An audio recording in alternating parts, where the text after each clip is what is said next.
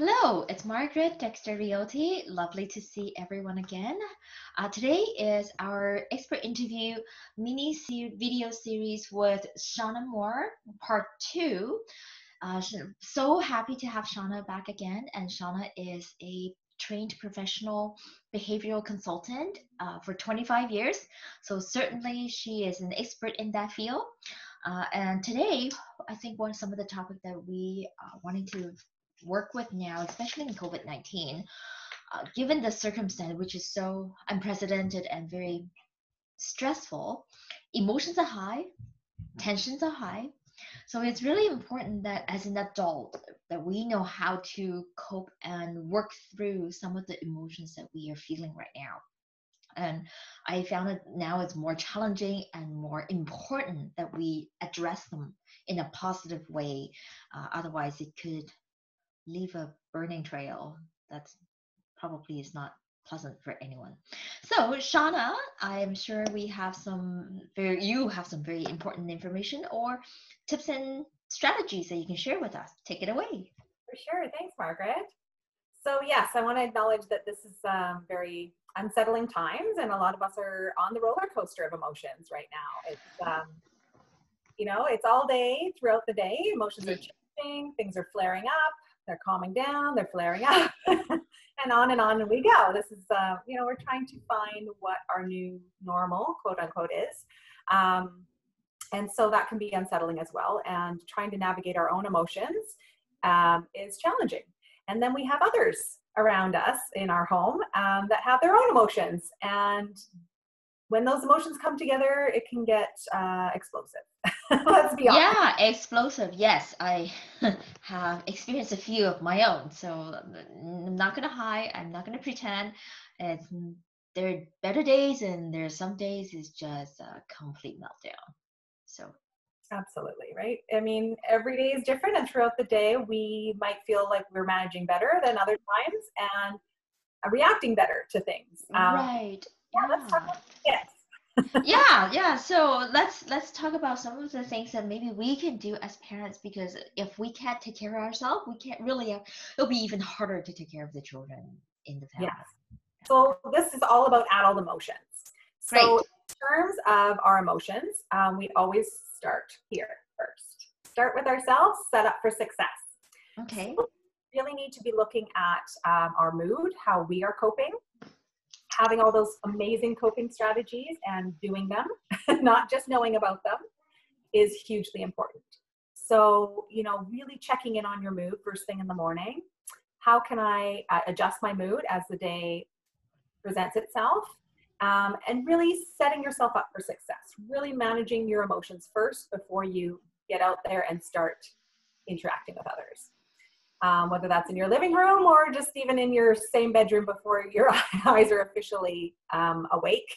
Somebody else might be awake before you. Okay, so checking in and understanding our mood. But I found that sometimes it's like a pendulum. It goes from one end to the other end and can be fairly quick. Yes. Yeah. It's fleeting for sure. So making sure that you have those coping strategies in place. Having some exercise to uplift your energy, meditation to be calm and grounded. That is super, super important to be centered so that you are able to cope with what comes at you throughout the day as best you can. You're being your best self, essentially. So for me, that's through meditation. Also being in nature. There might be a trifecta here. A little bit of exercise at the end, maybe some meditation in nature might help me combine those three to get my day started and help me stay grounded. Doing something that you're really good at. That always lifts us up. It fills us up. It makes us feel confident, worthy, and useful. So whatever that is, whether it's a game on your phone, whatever it is that you can find to do to start your day to set up for success, is going to be helpful, right? Fill your bucket with joy. Okay, so do something you're really, really good at. Exercise, build in a little bit of that exercise routine. Breathing, yoga, meditation, and just being in nature. Yes. So two pieces we talked about in the previous video that will also be complementary to this is decreasing those expectations, or just getting rid of them altogether if you can, is going to be hugely helpful. right? So Okay. setting yourself up for success, it means whatever comes at me today, I can handle. Having that confidence and strength in yourself is so going to set you up for success. It's just all about mindset. Absolutely. What you start your day with hopefully will last longer, or you'll revert back to it. Okay. At that, kind of high performance, calming, ready to tackle anything space. Another piece to remind you about is, first of all, the decreasing the expectations, but also thinking about who is responsible for my happiness. I am. Everybody else around me, like the world is full of really amazing things that help contribute to my happiness. But really my happiness is for me to seek out, keep going, and manage. The gratitude piece. Yeah. If we start to look for that outside of ourselves, then we will never achieve and maintain that happiness. Really need something that we're bringing in and we know how to feed. So again, with the joy. Okay. Then once we sort of check in our mood, but if something is to happen, how do we embrace that? Like, how do we cope with the actual event that happens? And like, I know a couple of weeks ago, I was sad. I was really, really sad. I didn't think I could experience that the depth of pain and sadness. Yeah, I mean, I am also dealing with some family issues at the meantime. So, I mean, it's, COVID-19 and the changing business, and then this family thing that I am working through. So, yeah, how do you deal with that? Good point. This is not only is this unprecedented times, but there's also other things happening that are just going to keep happening in the life where we have to cope and deal very quickly with at times, and that can be a struggle. So a key piece to that is knowing that tears are resilience. So for adults and for children, when the tears come, it's a release. We want to get to the part where we are seeing and feeling tears. We're feeling those emotions, because it's never healthy to not to feel your emotions. And so, taking the time to really sit with your feelings and your emotions, it's uncomfortable, it's awkward, let's acknowledge it. But if you try to glom over them or push them down or not acknowledge them, feelings are pretty powerful, and they will pop up here and there at the most inconvenient times. So why not just deal with them head on, right? Why not tackle them as they come up, release with crying, whatever it is going to help you with that release. Acknowledging is another piece to that. Really labeling what that emotion is going to help it dissipate so much faster, because you've acknowledged it. You've called it out on what it is. And it's going to be so much more settling to our system to have acknowledgement of that, and then it can kind of disperse and we can move on. Okay. We don't acknowledge it, that's when we're ignoring things, shifting things, pushing things down, and it will pop up later. So yes, that's my third tip, is validation. Making sure that you are not only validating your own emotion when it comes up, like I said, label it, it will get smaller and move on faster, but also validating other people. So when somebody else around you is crying, sit with that emotion. It can be hard for us to watch our loved ones be upset or sad too. But know that by trying to fast forward through those emotions, we're not actually being helpful in validating them. Validating emotions actually is sitting with the emotion or the person feeling the emotion and listening.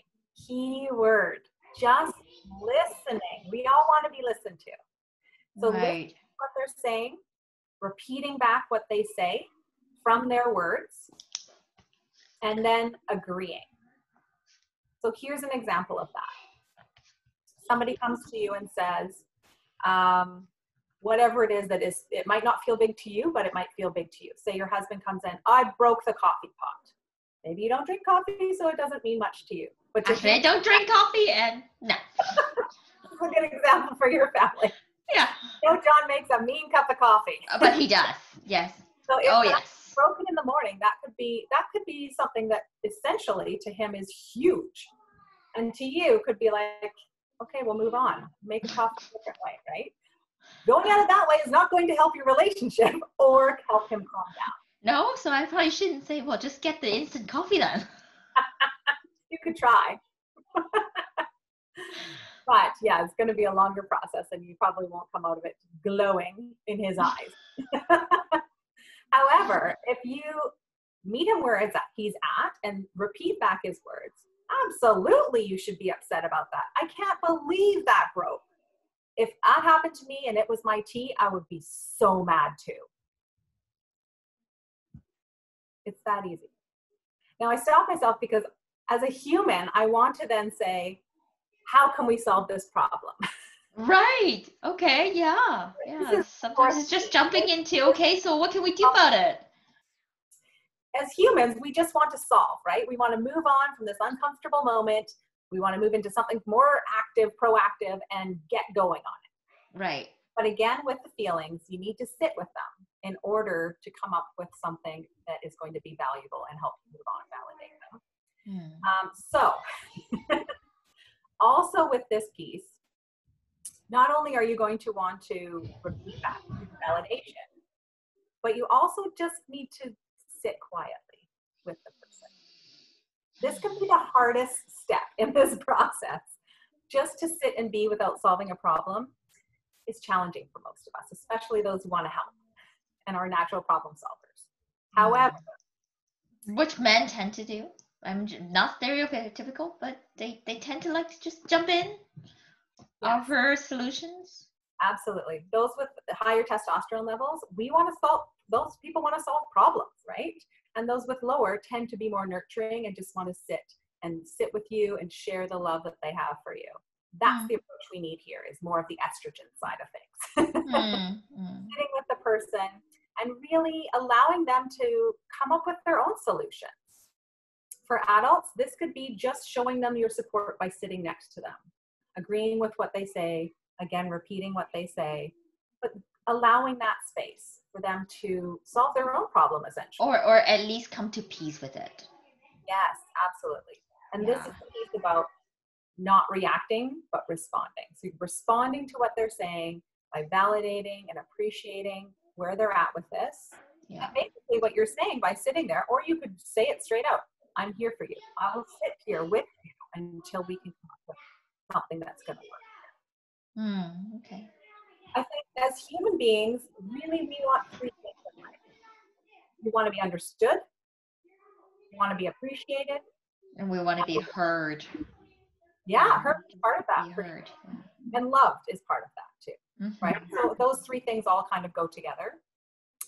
That's kind of beyond the basic needs, the food, shelter, and clothing. This is what we all strive for, is to be appreciated. First of all, to be understood. Who are we? And then have somebody appreciate that understanding of us and love us for that. Ugliness and all. Our ugly behaviors and our fabulous behaviors. Hopefully there's more one than the other, but that's really what we want as humans. And I think these key points will really help us get there in terms of relationships maintain, helping, feeling supportive of one another, but also setting us up for success, so that, acknowledging we all have emotions.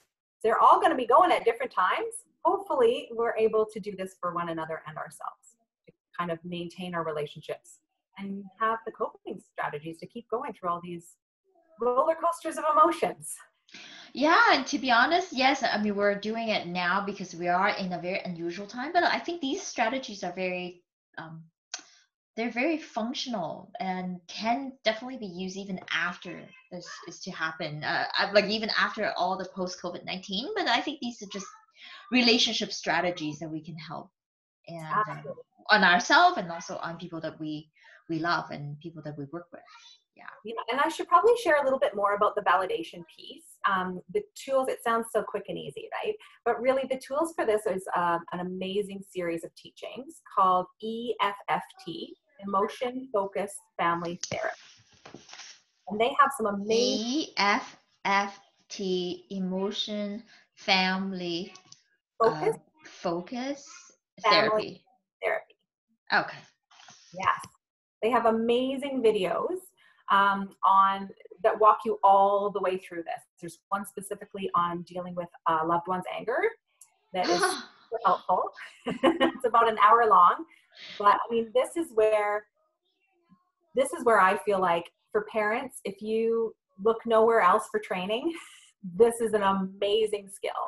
You know, it really, there's not too many parenting, like a lot of the parenting strategies and general strategies in working with children and with each other and emotions are quite specific. But the emotion focused family therapy is very specific to how to validate. And that's a tool across any relationship, any age, any gender, any person wants to be validated. And like I said, feel Right. Right. And then probably end the day with another gratitude piece. absolutely, and always, right? Having that piece of, yes, what, you know, that perspective, positivity, what am I grateful for? How can I find the silver lining in all of this? And find some joy in the day. So important. Well, Shawna, I must say this is incredible because I think when we are really, really busy mode, we're just busy from one place to the next place, from one appointment to the next appointment. I think this COVID-19 has really forced us and also given us an opportunity to slow down, to really dig deep and to look at how are we going to do this and how can we be better people to supporting ourselves and supporting our family and supporting people we love. Such a great opportunity. Yeah. Should we take it? Sorry? I said it's such a great opportunity. Should we choose to take it? Yeah, should we choose to take it? That's right. Yeah. Well, thank you so much. I really appreciate the strategy. We'll just do a quick recap. First of all, in a day, always set it yourself up for success. Try to wake up maybe even just a little bit earlier. Sit quietly, meditate, breathing, yoga, whatever that makes you happy, and do it maybe something a little bit that you're good at, just to get the momentum going, get the adrenaline going a little bit. And then if in a day, if something is to happen that really put you in a